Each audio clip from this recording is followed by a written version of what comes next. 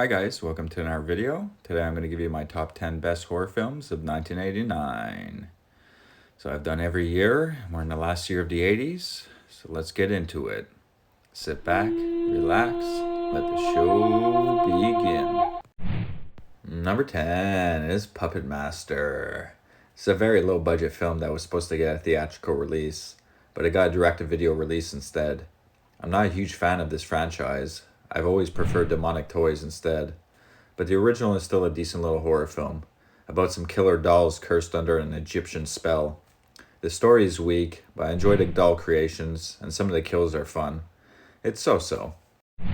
Number 9 is Friday the 13th Part 8, Jason Takes Manhattan.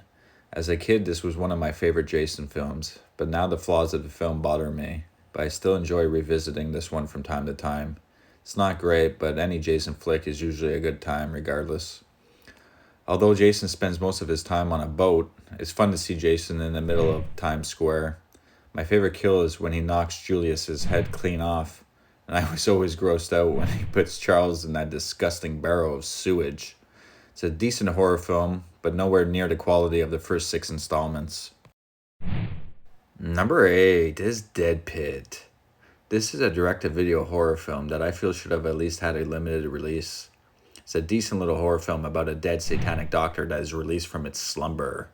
I love the atmosphere and the hospital location.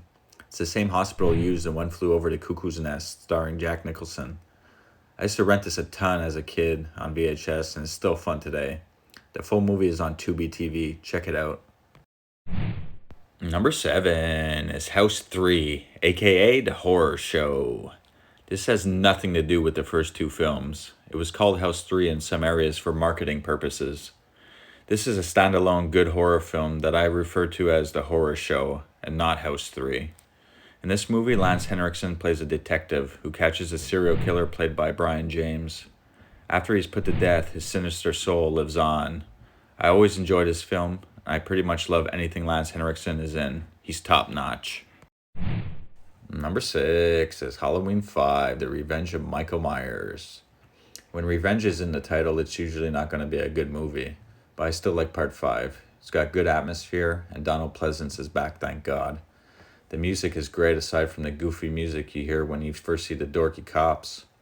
There's some bad acting, especially by the Tower Farm kid. It's always bothered me that they changed the Myers house though, but I still like the look of the interior. The scene where Loomis is in front of Michael still creeps me out today. I know people don't like the mask in Part 5, but I don't mind it at all, and I love Don Shanks as Myers.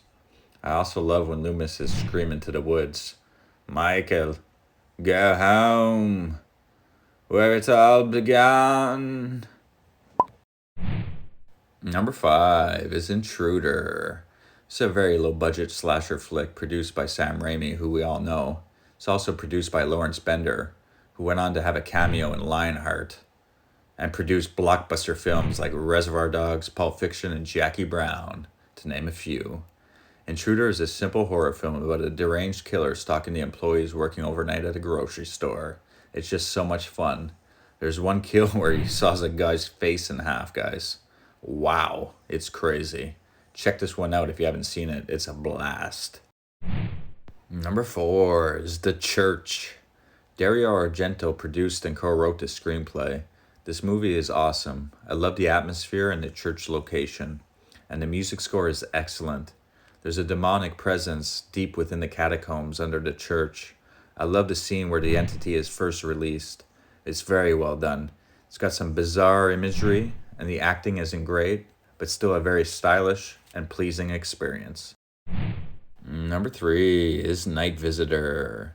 This is a childhood favorite of mine that I've rented a ton. I've owned a DVD copy for over 15 years and I still love it today. It had a limited release in theaters and wasn't well received, but this is a great hidden gem.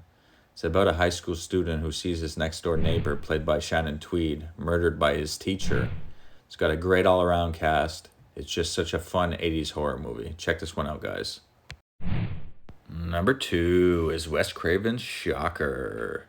Universal wanted their own Freddy franchise, so they approached Craven to see what he could come up with. What came of it was Shocker.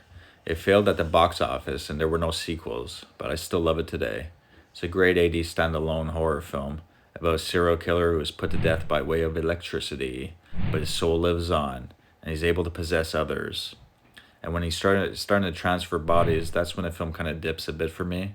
But still, I love the look of the villain, Horace Pincus, and I just love this film since I was a youngin'. Number one is Pet Sematary. Based off Stephen King's book, Pet Sematary is a classic. It's a haunting experience. There's so many disturbing images that still creep me out today. This film is unbelievable. When the Creeds move into their new home, everything is supposed to be perfect, but then the death of their son ruins their lives. And not unable to cope with the loss, the father buries his son in the pet cemetery, where the dead come back to life. It's just so scary and very well done and effective. Anyways, so that's the list, guys. We've been through all the 80s together, so let me know what you think is the best year. Thanks for watching. Take care, guys. Bye.